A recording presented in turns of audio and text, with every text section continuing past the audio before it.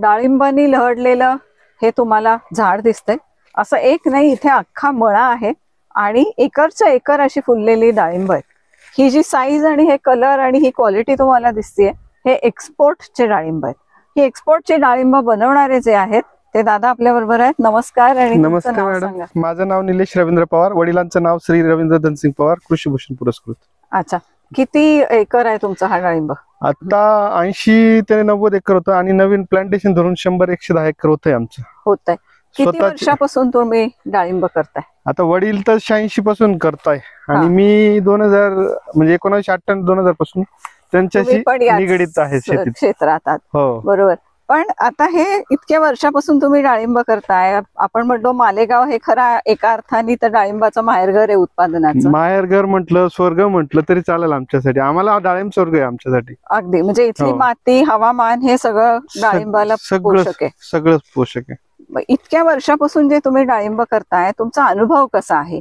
की मध्यंतरी तेल्याचा प्रादुर्भाव झाला, त्यावेळेला खूप खडतर काळ शेतकऱ्यांना बघावा लागला. बरं झालं, हा महत्वाचा प्रश्न आहे. खडतर जाणं आणि आपण निसर्गाच्या विरोधात काम करणं म्हणून खडतर प्रवास झाला.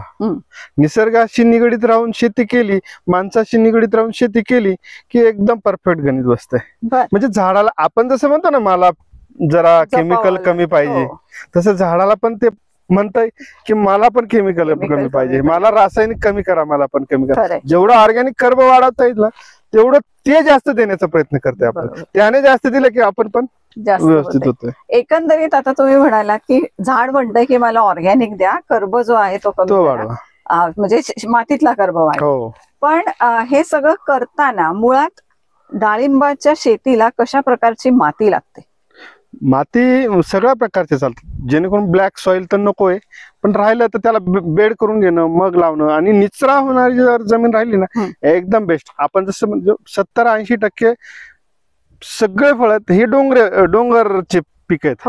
मग त्याला तशाप्रमाणे केलं पाहिजे. आपण वेगवेगळ्या प्रमाणे त्याला परत परत पाणीत भिजवणं किंवा ते ओलसरपणा राहणं, याच्यामुळं त्याचे विषपरिणाम घडतात. बरोबर. आता ही तुमची जी झाडं आम्हाला दिसत आहेत, ही किती जुनी आहेत? ही आता 17-18 वर्षाची झाड आहेत. आणि ते एकच झाड इतके वर्ष तुम्हाला सातत्याने पीक देत? हो, याचे कारणही ते, आम्ही पण तसंच करत होतो, पण आता जमिनीचा ऑर्गॅनिक कर्ब वाढल्यामुळे त्याचंही आयुष्य वाढलंय. बरोबर. नाही तर 2-2, 5-5 वर्ष झाड टिकत नाही, 5-6व्या वर्षी मर लागते झाडांना. अगदी खरंय. तुम्ही आता आपण बघतोय की इथं मल्चिंग काही आपल्याला म्हणजे कृत्रिम मल्चिंग दिसत नाहीये. तुम्ही हा सगळा पालापाचोळा हो, जे शेणखत वाढवलं आम्ही, जे छाटणीचं जे अदर जे काही निघतं ना, भुसा म्हणा, आम्ही बेड कोरून मध्ये टाकलेला आहे त्याचा सगळा. आता वरती बघा तुम्हाला किती बारीक गवत दिसतंय. आम्ही गवत निंदत नाही, त्याचं बारीक कुट्टी करून बेडलाच आच्छादन करतात. आता किती भुसभुशीत आहे बघा ती. हो, हे बघा. बरोबर.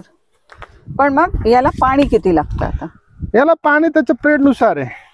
एक बार म्हणजे झाड फोडण्यासाठी 12-14 घंटे, मग तिथं त्याच्या 2-3 दिवस गॅप देतो. मग फ्लावरिंग सेटिंगला थोडं पाणी लागतं. मग एकदा सेट झालं की तेव्हा ठरवायचं आपण की या झाडाला पाण्याची गरज किती आहे, किती ऊन, टेम्परेचर किती आहे, मग वातावरणात गारवा आहे का, झाड जर कोमसलेलं दिसेल तरच पाणी द्यायचं आपण. म्हणजे दिलंच पाहिजे रोज, एवढं त्याची गरज आहे, त्याची गरज किती आहे त्याच्यानुसार दिलं पाहिजे. बरोबर. म्हणजे प्रत्येक झाडाशी हा तुमचा संवाद असला पाहिजे. या क्षेत्रात आम्हाला थोडं पाणी जास्त लागतं. गावाकडच्या शेतात गेलं, थोडी काळी जमीन आहे, हे विसवायले ते 4-4 दिवसात पाणी मागतं, याला 1 दिवस आड पाणी लागतं. ज्याच्या त्याच्या गरज किती आहे, ज्याच्या त्याच्या झाडाच्या नुसार, जमिनीच्या पोतीनुसार ते पाणी ठेवायचं. आणि तुम्ही सगळ्या या तुमच्या बागेला हे नेट लावले? हो, सगळ्या प्लॉटला आम्हीच सुरुवात केली होती. म्हणजे आमच्या वडिलांनीच सुरुवात केली क्रॉप कव्हरची. ट्रायल बेजेस असतील, अँगल असतील, डबल इनलाईन असतील, हे आम्ही सगळ्या प्लॉटांना करायला लागलो. का की त्याच्यापासून 50% आमचा खर्चही वाचला आणि एक्सपोर्ट दर्जाही वाढला. याच्याने टेम्परेचर कमी. आता बघा ना किती लो, आपल्याला किती लाईट दिसते. आता बाहेर जेवढं चमकतंय आपल्याला, मध्ये उलट लाईट वाटते. झाडाला पण तशी सनलाईटची गरज आहे ना. असं हे जेव्हा तुम्ही एक्सपोर्ट साठी म्हणून तयार करता हा माल, तेव्हा काय काळजी घ्यावी लागते? एक्सपोर्ट साठी तयार करण्यासाठी आपल्याला जेणेकरून जेवढं बायोलॉजीकडे जाता येईल, समजा त्याचा 4 महिने काढायला वेळ आहे ना, तेव्हा आपण रासायनिक केमिकल थांबवायचं. गरज नाहीये. ज्याचा त्याची टाइम बघायचा, हा मॉलिक्युल किती दिवस राहणार आहे या झाडात, तो तेवढ्याच दिवसापुरता मर्यादित वापरायचा. नंतर आपले जे बायोलॉजिकल आहेत ते स्प्रेइंग घ्यायचे. ते स्प्रेइंग घ्यायचे. आणि जेणेकरून ह्या वातावरणात खूप काही स्प्रेची गरज येत नाही. म्हणजे आता जो उष्णपणा आहे त्याच्यात काही त्रास नाहीये. आता ही फळं कधी तयार होतील काढायला?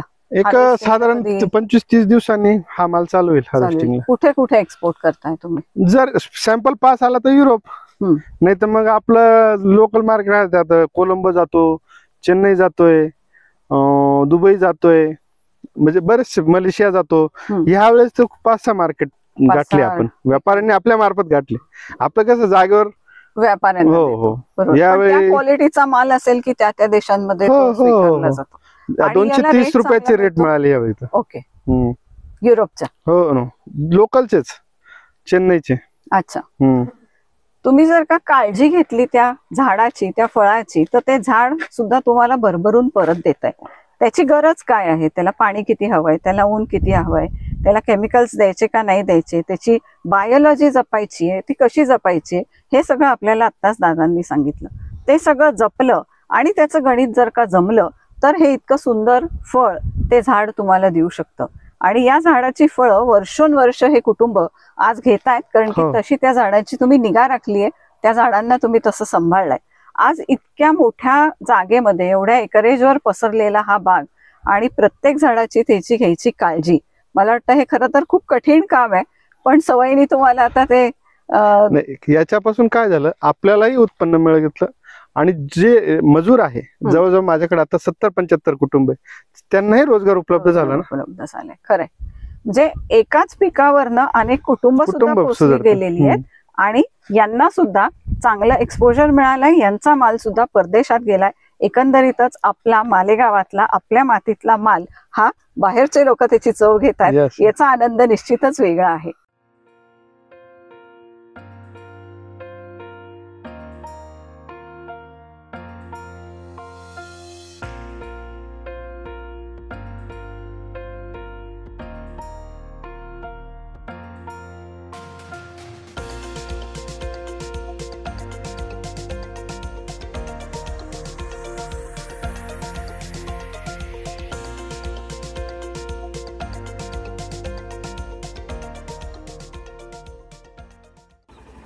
ही या झाडांची फ्लावरिंग स्टेज आहे. या फुलांमधनच पुढे फळं निघणार आहेत.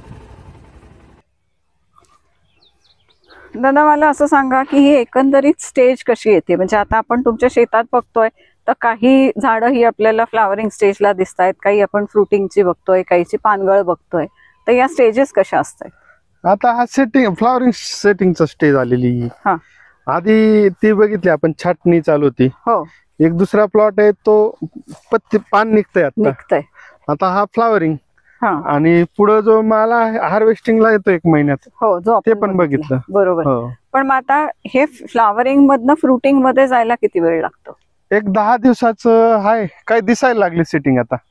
हे बघा काही आले, हे बघा आता हे झाले, सेटिंग झाले. हो, याच्यासाठी मधमाशी लागते पॉलिनेशन साठी, ती दाखवतो तुम्हाला आता.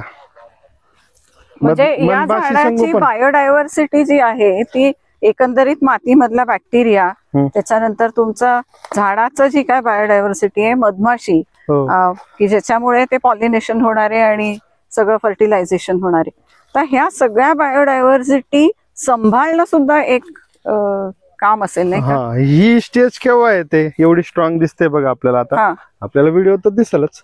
ही स्ट्रॉंग स्टेज केव्हा येते? याला आपण दिलंय काय, खाली काय दिलंय, त्याच्यात ताकद किती आणली, तेव्हा ही स्टेज आलेली. बरोबर. असं आता ही स्टेज आली, याला आता गरज म्हणजे निसर्गाची. आधी पण बोलणं झालं आपलं निसर्गाविषयी. निसर्ग म्हणजे काय? आता जेव्हा मधमाशी पॉलिनेशन करेल ना, तेव्हा फळ सेटिंग होईल. हो. पण मग आता जिथं मधमाशा आल्या तिथं त्यांच्यावर पक्ष्यांचा अटॅक पण आला. पक्ष्यांचा अटॅक आला, फवारणीचा अटॅक आला. मग आता आपल्या आकलीची गरज आहे. मग पण आता ह्या स्टेजला बायोलॉजिकलची गरज आहे. मग त्याच्यात आपल्याला माहिती आहे की जेणेकरून कंपनीने जे बनवलंय, मग मधमाशीला हानी होणार नाही हे स्प्रे घेणं महत्वाचं. मग ते 2 स्प्रे जास्त का लागे ना, म्हणजे त्यांचं जीवन म्हणजे आपलं जीवन वास्तविक पकडायला गेलं तर मधमाशीवर आहे. त्यांचं जीवनावर. होय, हो, त्यांच्यामुळे आपण मनुष्य हा जगेल. खरंय. हो, ही हे सगळी- म्हणजे इतिहास पण आहे. आणि आजही कोणतं म्हणजे तुम्ही अमेरिकेच्या संशोधनात बघा, मधमाशी नसली तर मनुष्य जीवन खरं नाहीये. ही जी एकंदरीत बायोडायव्हर्सिटी आहे ना, ही खूप महत्वाची. ही जैववैविध्यता आहे, ही निसर्गाचं हे चक्र एक ना दुसऱ्यावर लिंक्ड आहे आणि ते एकमेकांवर अवलंबून आहे. ते अवलंबून आहे म्हणून त्या चेन मधला आपण शेवटचा घटक आहे जो मनुष्य प्राणी आहे, तो आज जिवंत आहे. कारण की ती बायोडायव्हर्सिटी आहे, ते जैवविविधतेचं चक्र आहे, हे जिवंत राहतंय. हे जिवंत राखणं सुद्धा आपल्या हिताचं आहे. आणि त्याच्यासाठी म्हणून जास्तीत जास्त नैसर्गिक एकंदरीत या सगळ्या प्रयोगाकडे तुम्ही बघा. हे बघा, स्टेज आली आहे, स्लरी सुद्धा टाकलेली आहे. आपण गायींचं संगोपन करतो, त्या गायींचं शेण सुद्धा गोमूत्र सुद्धा आपण इथं टाकलेलं आहे. मधमाशा सांभाळणं, जोपासणं हे या शेतीसाठी फार महत्वाचं आहे. आणि हे कुटुंब त्यांची सुद्धा काळजी घेते. इथे तुम्हाला दिसतंय की मधमाशांसाठी प्यायला पाणी आहे आणि हे पूर्ण रांगभर तुम्हाला दिसतंय. या मधमाशांच्या पेट्या आहेत की ज्यामध्ये दिवसभराचं काम करून मधमाशा परत त्या आपल्या पेट्यात जाऊन रेस्ट करू शकतात. हे बघा दिसते, हे चरून आले आता.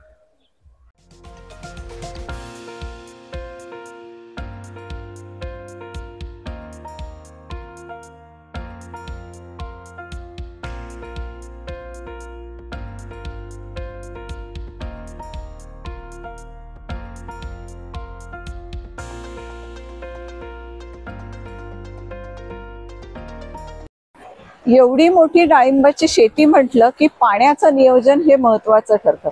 दादा, पाणी कुठून आणता तुम्ही? काय पाण्याचं नियोजन? पाणी आम्हाला स्थानिक सोर्स नाहीये. आम्ही वळवाडे आणि वडनेरून आणलेलं आहे. एक 2 पाईपलाईन केलेल्या आहेत आणि तिथून इथं शिफ्टिंग होतं. वाटलं तसं पावसाळ्यात आम्ही तसे 3 स्टँक बनवले, स्टोअर टँक.